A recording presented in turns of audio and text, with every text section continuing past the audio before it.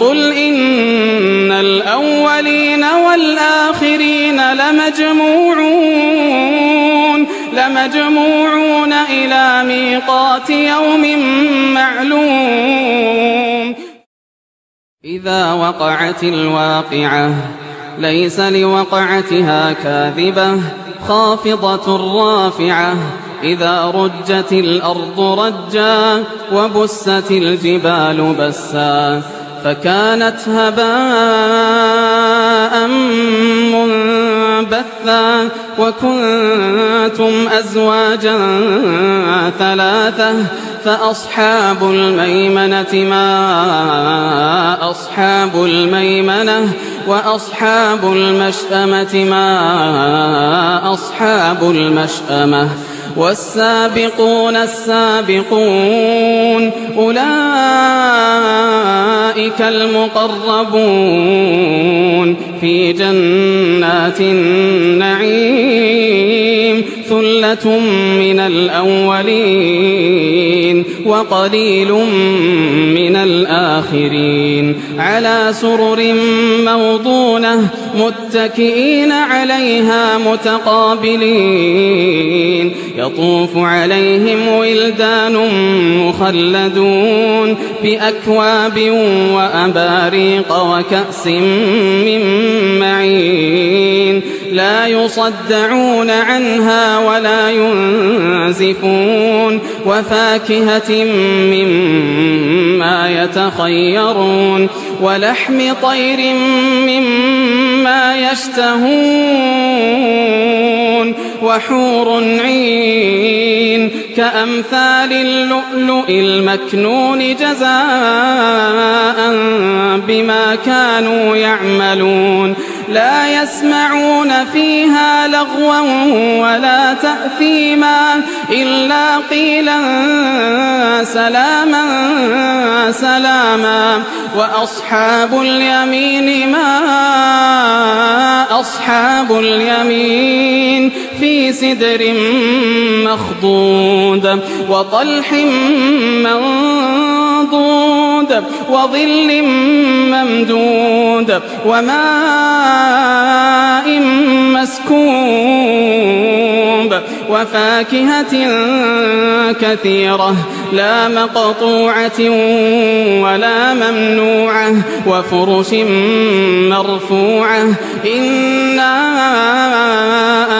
أنشأناهن إن شاء فجعلناهن أبكارا عربا أترابا لأصحاب اليمين ثلة من الأولين وثلة من الآخرين وأصحاب الشمال ما أصحاب الشمال في سموم وحميم وظل من يحموم لا بارد ولا كريم إنهم كانوا قبل ذلك مترفين وكانوا يصرون على الحنث العظيم وكانوا يقولون أئذا متنا وكنا ترابا وعظاما أئنا لمبعوثون أو آباؤنا الأولون قل إن الأولين والآخرين لمجموعون إلى ميقات يوم معلوم ثم إنكم أيها الضالون المكذبون لآكلون من شجر من زقوم فمالئون منها البطون فشاربون عليه من الحميم فشاربون شرب الهيم هذا نزلهم يوم الدين نحن خلقناكم فلولا تصدقون أفرأيتم ما تمنون أأنتم تخلقونه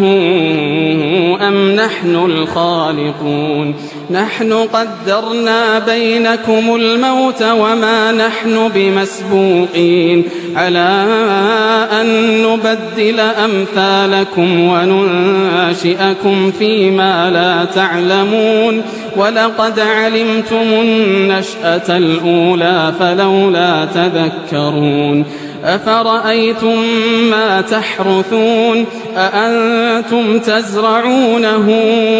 أم نحن الزارعون لو نشاء لجعلناه حطاما فظلتم تفكهون إنا لمغرمون بل نحن محرومون أفرأيتم الماء الذي تشربون أأنتم أنزلتموه من المزن أم نحن المنزلون لو نشاء جعلناه أجاجا فلولا تشكرون أفرأيتم النار التي تورون أأنتم أنشأتم شجرتها أم نحن المنشئون نحن جعلناها تذكرة ومتاعا للمقوين فسبح باسم ربك العظيم فلا أقسم بمواقع النجوم وإنه لقسم لو تعلمون عظيم إنه لقرآن كريم في كتاب مكنون لا يمسه إلا المطهرون تنزيل من رب العالمين أفبهذا الحديث أنتم مدهنون وتجعلون رزقكم أنكم تكذبون فلولا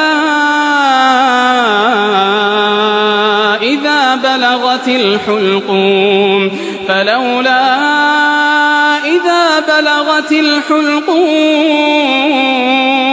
وأنتم حينئذ تنظرون ونحن أقرب إليه منكم ولكن لا تبصرون فلولا إن كنتم غير مدينين ترجعونها إن كنتم صادقين فأما إن كان من المقربين فروح وريحان